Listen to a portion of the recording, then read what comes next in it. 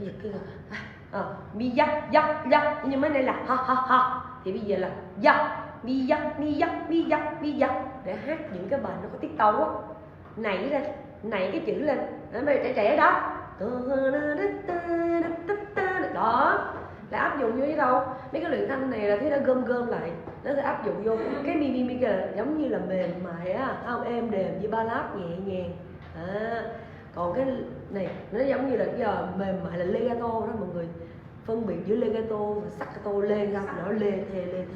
lê thê legato đó, mềm mại mí. Còn nảy lên là còn là staccato, nghe sắc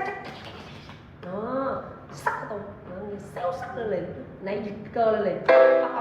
bi dắt, hai bà nảy bi da